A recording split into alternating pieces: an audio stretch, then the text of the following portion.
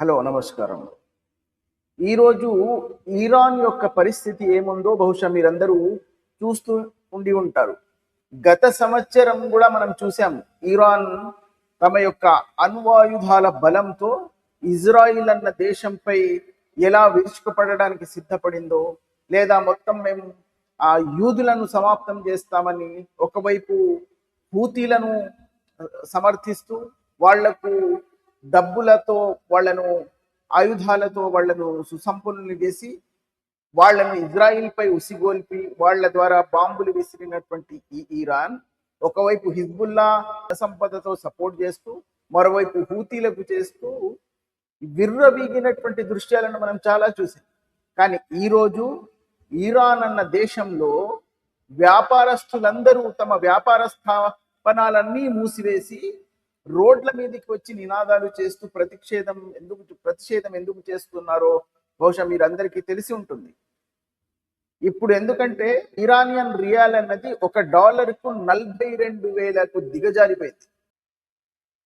ఆ దేశంలోని ప్రజల యొక్క స్థితి ఎంతగా దిగజారిపోయిందంటే ఒక నీళ్ల బాటిల్ కొనుక్కోవడానికి 5,000 ఇరానియన్ రియాల్ పట్టుకెళ్లాల్సి వస్తుంది. డబ్బులు సంచుల్లో తీసుకెళ్తున్నారు. టీ తాగడానికి సంచుల్లో డబ్బులు తీసుకెళ్లాల్సిన దుస్థితిలోకి దిగజారిపోయింది. ఆ దేశాన్ని దిగజార్చేశారు ఈ ఇస్లామిక తీవ్రవాదులందరూ కలిసి. బ్రెడ్ పాకెట్ కొనుక్కోవాలంటే 1,600 రూపాయలు.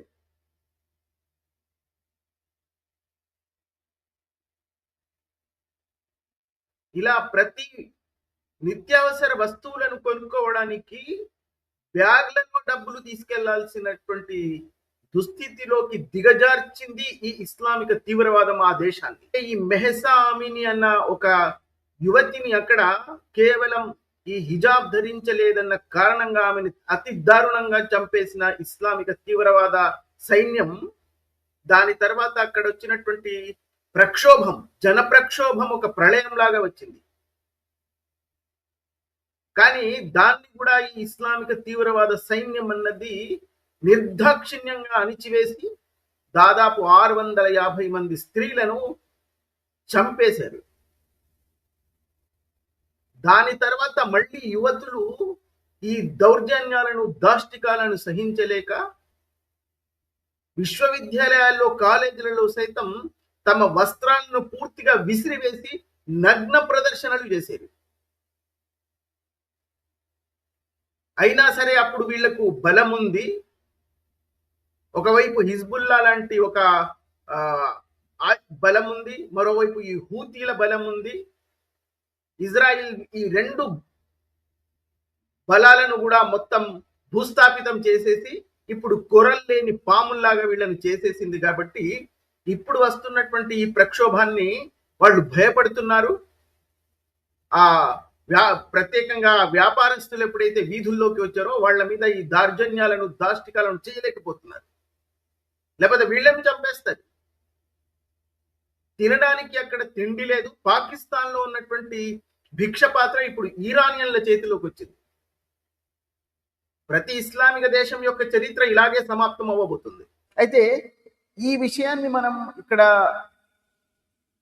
మాట్లాడే ముందు అసలు ఈ ఇరాన్ ఏమిటి, దీని గత వైభవం ఏమిటి, గత చరిత్ర ఏమిటి అని మనం ఒకసారి పరిశీలించినట్లయితే, ఇరాన్ అన్నది పెర్షియా అన్న మహా సామ్రాజ్యం. ఒకప్పుడు సుసంపన్నమైనటువంటి నాగరికత కలిగినటువంటి ఆ పర్షియా సుసానియన్స్ అనే సామ్రాజ్యాన్ని స్థాపించి పరిపాలిస్తున్నటువంటి ఆ మహా గొప్ప సంస్కృతి కానీ, చాలా అద్భుతమైనటువంటి నాగరికత కలిగినటువంటి పర్షియా అన్న ఆ దేశంలోకి ఇస్లాం ఎలా ప్రవేశించింది, ఇస్లాం ప్రవేశించిన తర్వాత దాని యొక్క స్థితిగతులు ఏమిటి అని మనం ఒకసారి పరిశీలించినట్లయితే, ఇస్లాం పర్షియాలో ఎలా ప్రవేశించింది, పర్షియన్ నాగరికత ఇస్లాంపై వేసినటువంటి ముద్ర ఏమిటి, ఇస్లాం రాకముందు పర్షియా పరిస్థితి ఏమిటి, పర్షియాను ససానియన్ సామ్రాజ్యం క్రీస్తు శకం 224 నుంచి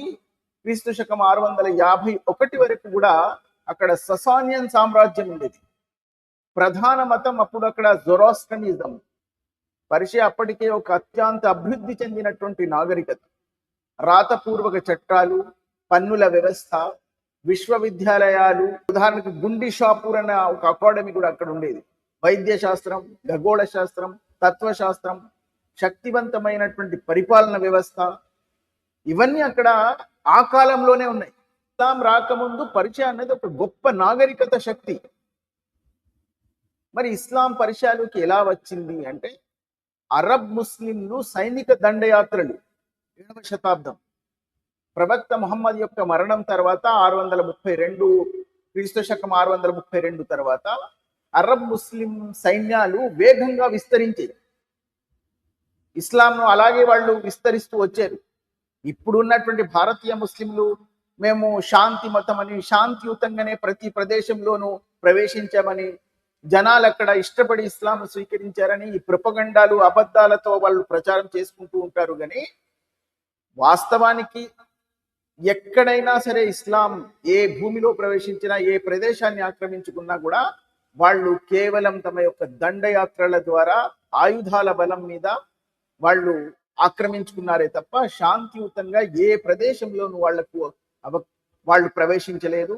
దాన్ని ఎవరు మనస్ఫూర్తిగా విశ్వాసించనే లేదు. ఇస్లాంను మనస్ఫూర్తిగా ఎవరు స్వీకరించను లేదు. అంటే అల్ ఖదిసియా యుద్ధం అని వాళ్ళు చెప్తారు. నేను దాన్ని అల్ ఖదిసియా ఆక్రమణ అని చెప్తాను. 636 క్రీస్తు శకం 636లో పర్షియా మీద జరిగింది. అదే పర్షియా మీద క్రీస్తు శకం 642లో సహానంద్ ఆక్రమణ. అరబ్బులు దాన్ని విజయాలకే విజయం అని పిలిచేవారు. ఆ సహానంద్ యుద్ధం అని చెప్తారు వాళ్ళు. సహానంద్ ఆక్రమణ, సహాబంద్. దాని తర్వాత క్రీస్తు శకం 651లో చివరి ససానియన్ రాజు అయినటువంటి యజ్గర్డ్ ను అప్పుడు హత్య చేసి ఆ మొత్తం పర్షియాను వాళ్ళు ఆక్రమించుకున్నారు. దాని తర్వాత పర్షియా పూర్తిగా రాషిదున్ ఖలీఫత్ ఆధీనంలోకి వెళ్ళిపోయింది. తర్వాత వాళ్ళని ఉమ్మయ్యూద్ పాలన అంటారు. పర్షియాలోకి శాంతియుత ప్రచారం ద్వారానే కాదు, సైనిక ఆక్రమణ ద్వారా ప్రధానంగా ప్రవేశించింది అన్నదానికి ఇది పెద్ద ఉదాహరణ. ఇస్లాం సైనిక ఆక్రమణల ద్వారానే ప్రధానంగా ప్రతి ప్రదేశంలోనూ ప్రవేశించింది అనడానికి ఇదే ఓ పెద్ద ఉదాహరణ. పర్షియన్లు మరి వెంటనే ముస్లింలు అయ్యారా, ఇస్లాం స్వీకరించారా అంటే నిశ్చయంగా కానే కాదు. మొదట చాలా మంది పర్షియన్లు జరోస్ట్రియన్లు, క్రైస్తవులు, యూదులు. దాని తర్వాత ఆ ఇస్లామిక పరిపాలనలో ముస్లింలు కాని వారు సేమ్ ఇస్లామిక చరిత్ర చూస్తే జిజియా పన్ను చెల్లించాలి, ఈ 2వ తరగతి పౌరసత్వం కల్పించడం, వాళ్లను ధిమ్మీలు అని పిలవడం, వాళ్ళు కష్టపడినటువంటి కష్టార్జితాన్ని మొత్తం జిజియా పేరుతో దోచుకోవడం, ఇవన్నీ చేయడం ద్వారా క్రమక్రమంగా ఆ ఆక్రమణలను వాటినన్నిటిని సహించలేక ప్రజలు అలాంటి పరిస్థితులు ఎవరైనా మారుతారు. అలా వాళ్ళు ఇస్లాంను స్వీకరించారే తప్ప వాళ్ళు ఇస్లాంని ఇష్టపడియో అందులో ఉన్నటువంటి నైతికతనో ధార్మిక మూల్యాలను చూసి వాళ్ళు ఇస్లాంను స్వీకరించలేదు. ఎందుకంటే అందులో నైతికత మచ్చుకు లేదు, ధార్మిక మూల్యాలు అసలే లేవు అన్నది అది ఆ అధ్యయనం చేసిన వాళ్లకు, వీళ్ళ ఆక్రమణలు చేసినటువంటి వాళ్లకు అందరికీ తెలిసి ఉంటుంది. క్రమక్రమంగా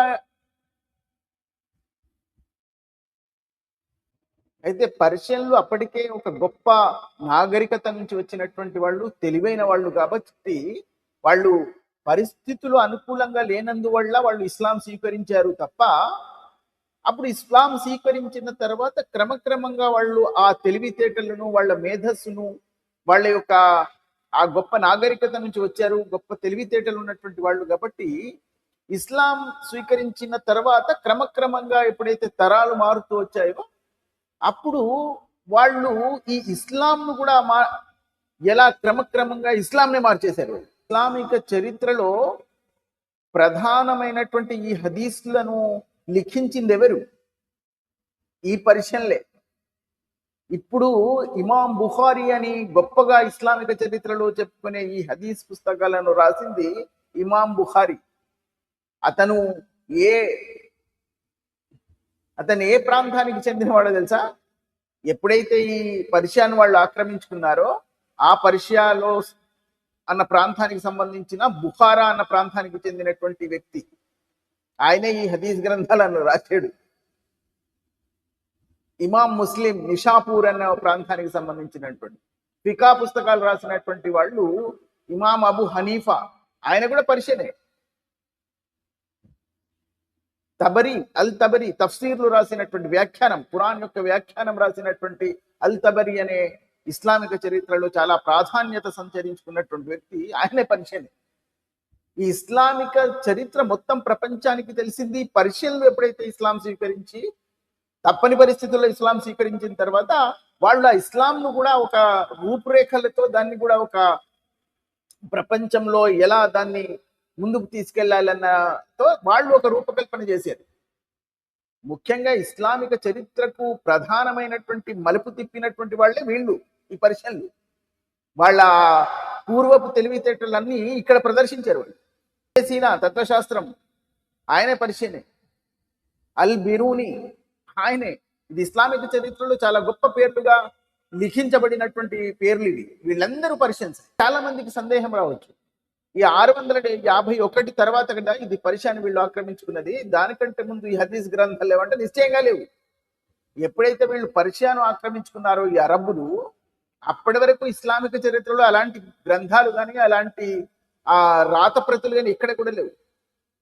ఎప్పుడైతే ఈ పర్షియన్లు దాన్ని తమ హస్తగతం చేసుకున్నారో ఇస్లాంను, అప్పుడు వాళ్ళు దీని మీద ఇలాంటి రూపకల్పన చేసి ఇలాంటి ఒక దానికి ఒక కొత్త రూపాన్ని ఇచ్చారు. ఈ పర్షియా యొక్క చరిత్ర చెప్పుకోవడంతో ఈ వీడియో మొత్తం అయిపోయేలాగా ఉంది. కాబట్టి నేను ప్రస్తుతం ఇరాన్ యొక్క పరిస్థితి మీద ఇది చేయాలన్న భావించాను. కాబట్టి గత సంవత్సరం వరకు కూడా మనం చూసాం, ఒక 2-3 సంవత్సరాల క్రితం అక్కడ పర్దా కోసం ఎంతమంది స్త్రీలను వాళ్ళు పట్టపగలు నడి రోడ్డుపై కాల్చి చంపినటువంటి చరిత్ర ఉన్నటువంటి ఇరాన్. ఇది మనం చూసాం. మెహసా అమీని అనే ఒక యువ స్త్రీ,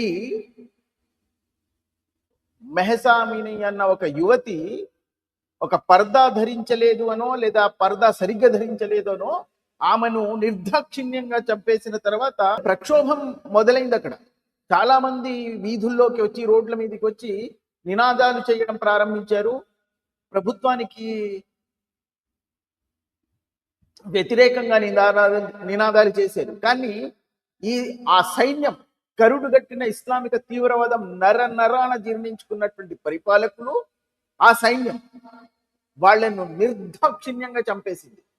దాదాపుగా ఆ సంభవం తర్వాత, ఆ మెహసాని యొక్క సంఘటన తర్వాత, అందులో ఆ ప్రక్షోభంలో 650 మంది స్త్రీలను నిర్దాక్షిణ్యంగా చంపేశారు.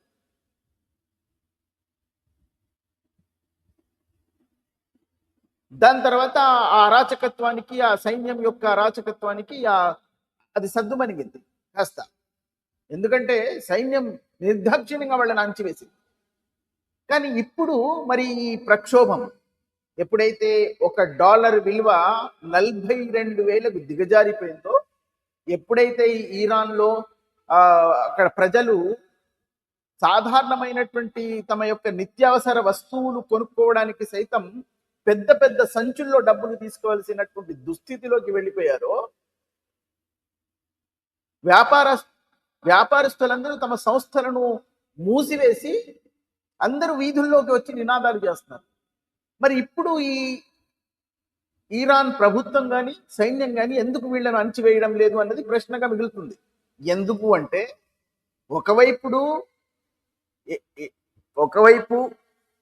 ఒకవైపు హూతీలు నిర్దాక్షిణ్యంగా అక్కడ అమెరికా కానీ, ఇజ్రాయిల్ కానీ, సౌదీ అరబ్ కలిసి దాన్ని నిర్దాక్షిణ్యంగా తొక్కేశారు, దాని కొరను పీకేశారు. హిజ్బుల్లా అయితే పూర్తిగా ఉనికి లేకుండా పోయింది. ఇజ్రాయిల్ వాటిని భూస్థాపితం చేసేది. ఇరాన్ యొక్క వీరత్వం, శూరత్వం కూడా మొత్తం అణగారిపోయింది. ఇజ్రాయిల్, అమెరికా కలిసి దాని కొరలన్నీ పీకేశారు. ఇప్పుడు పిప్పి మాత్రమే మిగిలింది. అక్కడ ఉన్నటువంటి ఈ అణుబాంబులు తయారు చేయడానికి అక్కడ ఉన్నటువంటి సాధారణమైనటువంటి జనాల యొక్క రక్తం మొత్తం చూషణం చేసేసారు. అందుకే ఈ దుస్థితిలోకి దిగజారిపోయింది. ఇప్పుడు రాబోయే కాలంలో బహుశా మీరు ఈ పాలకులు ఎవరైతే ఇస్లామిక తీవ్రవాద పాలకులు ఎవరైతే అక్కడ ఇరాన్ లో ఉన్నారో, ఖుమేనీ లాంటి వాళ్ళు, ఈ ప్రజలు వాళ్ళను ఆ వీధుల్లో వేసి తరిమి తరిమి కొట్టే రోజు చాలా దగ్గరలో ఉందనిపిస్తుంది.